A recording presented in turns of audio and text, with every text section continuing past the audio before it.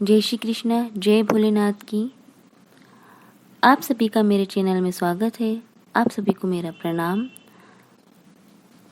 आज हम चैत्र पूर्णिमा की कथा का वर्णन करेंगे।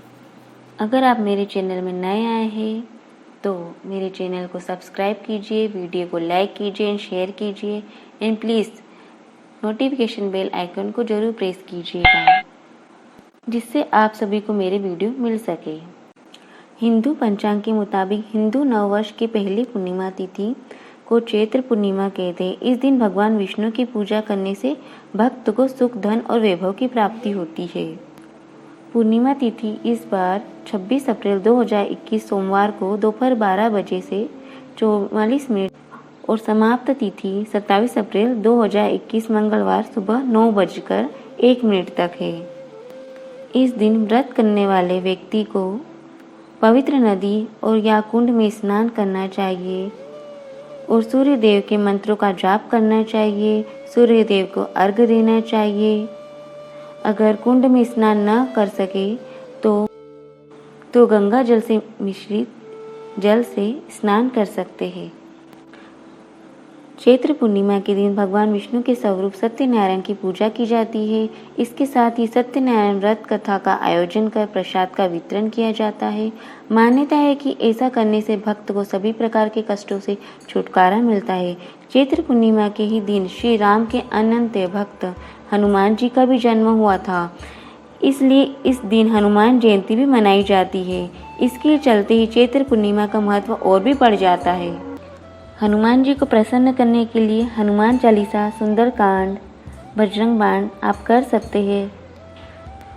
हनुमान चालीसा का वीडियो आप मेरे चैनल पे भी जाके देख सकते हैं। अगर आपने इस वीडियो को नहीं देखा तो प्लीज़ उसे देखिएगा, उसे सुनिएगा। उससे आपके मन को अपार शांति मिलेगी। प्लीज़ आप उसे चेकआउट कीजिएगा। तो पूर्णवासी व्रत कथा शुरू करते हैं। द्वापर युग में एक समय की बात है। यशोदा जी ने कृष्ण से कहा, हे कृष्ण, तुम सारे संसार के उत्पन्न करता, पोषक तथा उसके संहार करता हो। आज कोई ऐसा व्रत मुझसे कहो जिसके करने से मृत्यु लोक में स्त्रियों को विधवा होने का भय न रहे तथा यह व्रत सभी मनुष्यों की मनोकामनाएं पूर्ण करने वाला हो। श्री कृष्ण कहने लगे, हे माता, तुमने अति सुंदर प्रश्न किया है। तुमसे ऐसे ही व्रत को सविस्तार कहता हूँ। सौभाग्य की प्राप्ति के लिए स्त्रियों को 32 पूर्णमासियों का व्रत करना चाहिए। इस व्रत के करने से स्त्रियों को सौभाग्य संपत्ति मिलती है। यह व्रत अचल सौभाग्य देने वाला एवं भगवान शिव के प्रति मनुष्य मात्र की भक्ति को बढ़ाने वाला है। यशोदा जी ने कहने लगी, हे कृष्ण, सर्वप्रथम इस व्रत को मृत्यु लोक में किसने किया था, इसके विषय में विस्तार पूर्वक मुझसे कहो।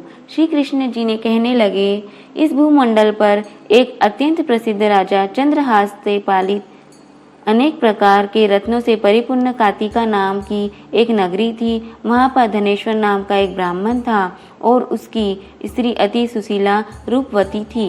दोनों ही इस नगरी में बड़े प्रेम के साथ रहते थे।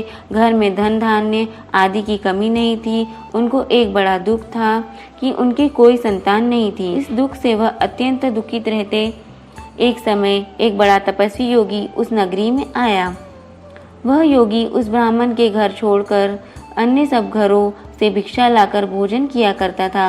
रूपवती से वह भिक्षा नहीं लिया करता था। उस योगी ने एक दिन रूपवती से भिक्षा न लेकर किसी अन्य घर से भिक्षा लेकर गंगा किनारे जाकर भिक्षान्न को प्रेम पूर्वक खा रहा था कि धनेश्वरी ने योगी का यह सब कार्य किसी प्रकार से देख लिया। अपनी भिक्षा को अनादर से दुखी होकर धनेश्वरी योगी से बोला, महात्मन, आप सब घरों से भिक्षा लेते हैं परंतु मेरे घर की भिक्षा कभी नहीं लेते, इसका कारण क्या है? योगी ने कहा कि निसंतान के घर की भिख पतितों के अन्न के तुल्य होती है और जो पतितों को अन्न खाता है वह भी पतित हो जाता है।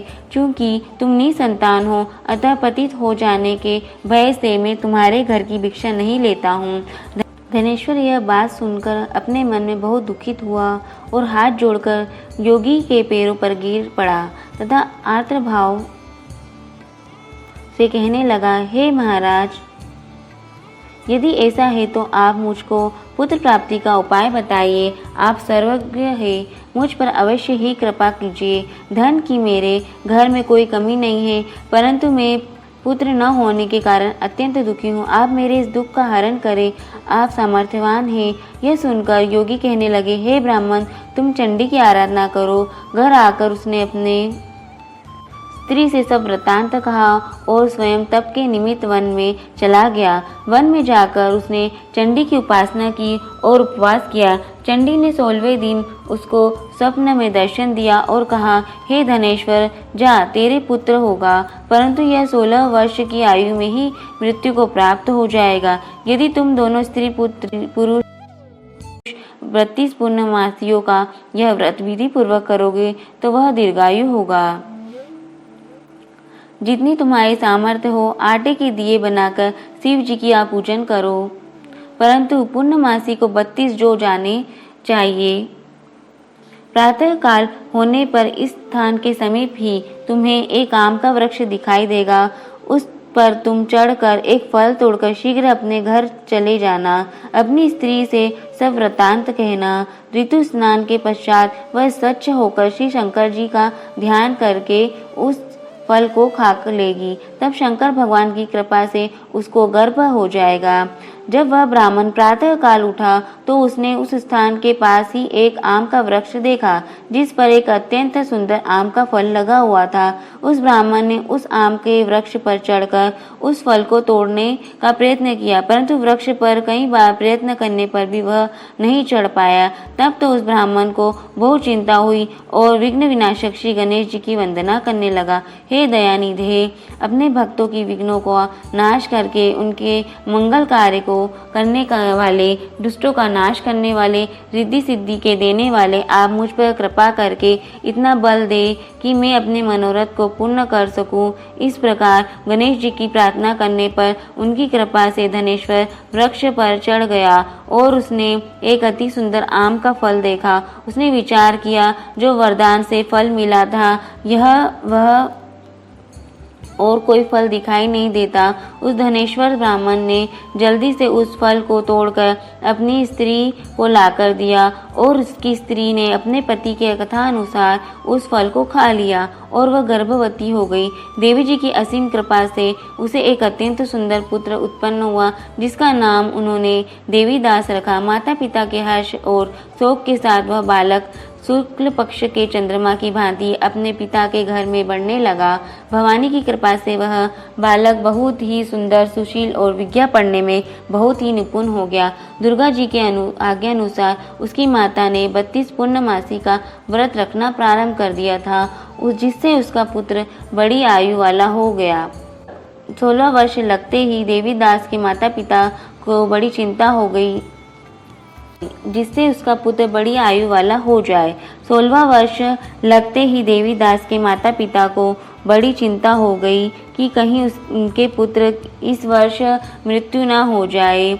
इसलिए उन्होंने अपने मन में विचार किया कि यदि दुर्घटना उनके सामने हो गई तो वह कैसे सहन कर सकेंगे। अस्तु उन्होंने देवीदास के मामा को बुलाया और कहा कि हमारी इच्छा है कि देवीदास 1 वर्ष तक काशी में जाकर विद्या ध्यान करे और उसको अकेला भी नहीं छोड़ना चाहिए, इसलिए साथ में तुम चले जाओ और 1 वर्ष के पश्चात इसका वापस लौटा लाना। सब प्रबंध करके उसके माता पिता ने काशी जाने के लिए देवीदास को एक घोड़े पर बैठाकर उसके मामा को उसके साथ कर दिया, किंतु यह बात उसके मामा या किसी को और को नहीं कही। धनेश्वर ने सपननिक अपने पुत्र की मंगल कामना तथा दीर्घायु के लिए भगवती दुर्गा की आराधना और पूर्णमासियों का व्रत करना आरंभ कर दिया। इस प्रकार बराबर 32 पूर्णमासी का व्रत पूरा किया।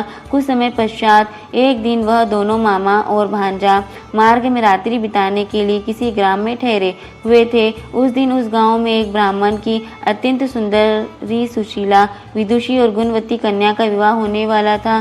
जिस धर्मशाला के अंदर वर और उसकी 12 ठहरी हुई थी, उसकी धर्मशाला में देवीदास और उसके मामा भी ठहरे हुए थे।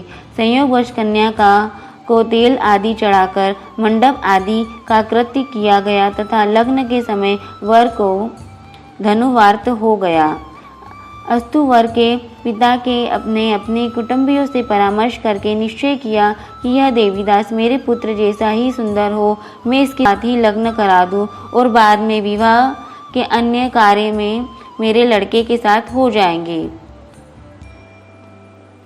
ऐसा सोचकर देवीदास के मामा से जाकर बोला कि तुम थोड़ी देर के लिए अपने भांजे को हमें दे दो, जिससे विवाह के लग्न का सब कर्तव्य सुचारू रूप से हो सके। तब उसका मामा कहने लगा कि जो कुछ भी मधुपर्क आदि कन्यादान के समय वर को मिले वह सब हमें दे दिया जाए तो मेरा भांजा इस बारात का दूल्हा बन जाएगा। यह बात वर के पिता ने स्वीकार कर लेने पर उसने अपना भांजा वर बनने को भेज दिया और उसके साथ सब विवाह कार्य रात्रि में विधि पूर्वक संपन्न हो गया।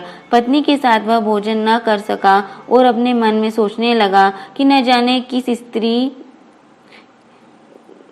से मेरा विवाह हुआ है। वह एकांत में इसी सोच में गरम निश्वास छोड़ने लगा तथा उसकी आंखों में आंसू भी आ गए। तब वधू ने पूछा कि क्या बात है, आप इतने उदासीन व दुखी क्यों हो रहे हैं। तब उसने सब बातें जो वर के पिता वो उसके मामा में हुई थी उसको बतला दी। तब कन्या कहने लगी कि यह ब्राह्मण और अग्नि के सामने मैंने आपको ही अपना पति बनाया है, इसलिए आप ही मेरे पति है। मैं आपकी ही पत्नी रहूंगी, किसी अन्य की कदापि नहीं रहूंगी। तब देवीदास ने कहा, ऐसा मत करिए, क्योंकि मेरी आयु बहुत थोड़ी है। मेरे पश्चात आपकी क्या गति होगी, इन बातों को अच्छी तरह विचार लो। परंतु वह दृढ़ विचार करने वाली थी। बोली कि जो आपकी गति होगी वही मेरी गति होगी। हे स्वामी, आप उठिए और भोजन करिए, आप निश्चय ही भूखे होंगे। इसके लिए बाद देवीदास और उसकी पत्नी दोनों ने भोजन किया तथा शेष रात्रि वे सोते रहे। प्रातःकाल देवीदास ने अपनी पत्नी को 3 नगों से जड़ी हुई एक अंगूठी दी, एक रुमाल दिया और बोला, हे प्रिय, इसे लो, संकेत समझकर स्थिर चित्त हो जाओ। मेरा मरण और जीवन जानने के लिए एक पुष्ट वाटिका बना लो, उसमें सुगंधी वाली एक नव मल्लिका लगा लो, उसको प्रतिदिन जल से सींचो करो और आनंद के साथ खेलो कूदो तथा उत्सव मनाओ। जिस समय और जिस दिन मेरा प्रणांत होगा ये फूल सूख जाएंगे और सब ये फिर हरे हो जाएंगे तो जान लेना कि मैं जीवित हूँ। यह बात निश्चय करके समझ लेना, इसमें कोई निसंशय नहीं है। यह समझा कर वह चला गया। प्रातः काल होते ही वहां पर गांजे बांजे बजने लगे और जिस समय विवाह कार्य समाप्त करने के लिए वर तथा सब बाराती मंडप में आए तो कन्या ने वर को भली प्रकार से देखकर अपने पिता से कहा कि यह मेरा पति नहीं है, मेरा पति वही है जिसके साथ रात्रि में मेरा पानी ग्रहण हुआ था, इसके साथ मेरा विवाह नहीं हुआ है। यदि यह वही है तो बताइए कि मैंने इसको क्या दिया है। मधुपर्क और कन्यादान के समय जो मैंने भूषण आदि दिए हैं उन्हें दिखाई तथा रात में मैंने क्या गुप्त बातें कही वह सब बात सुनाए। पिता ने उसके कथानुसार वर को बुलवाया। कन्या की यह सब बातें सुनकर वह कहने लगा कि मैंने कुछ नहीं जानता। इसके पश्चात लज्जित होकर वह अपना मुंह लेकर चला गया और सारी बाराती भी अपमानित होकर वहां से लौट गए। भगवान श्री कृष्ण बोले, हे माता, इस प्रकार देवीदास काशी विद्याध्ययन के लिए चला गया। जब कुछ समय बीत गया तो काल से प्रेरित हो एक सर्प रात्रि के समय उसको डसने के लिए वहां पर आया। उस विषधर के प्रभाव से उसके शयन और स्थान चारों ओर से विष की ज्वाला से विषैला हो गया, परंतु व्रतराज के प्रभाव से उसको काटने न पाया, क्योंकि पहले ही उसकी माता ने 32 पूर्णिमा का व्रत कर रखा था। इसके बाद मध्याह्न के समय स्वयं काल वहां पर आया और उसके शरीर से उसके प्राणों को निकालने का प्रयत्न करने लगा, जिससे वह मूर्छित होकर पृथ्वी पर गिर पड़ा। भगवान की कृपा से उसी समय पार्वती जी के साथ श्री शंकर जी भी वहां पर आ गए। उसको मूर्छित दशा में देखकर पार्वती जी ने शंकर भगवान से प्रार्थना की, हे महाराज, इस बालक की माता ने पहले 32 पूर्णिमा का व्रत किया था, जिसके प्रभाव से ही भगवान आप इसका प्राण दान दे। भवानी के कहने पर भक्तवत्सल भगवान श्री शिव जी ने उसको प्राण दान दे दिया।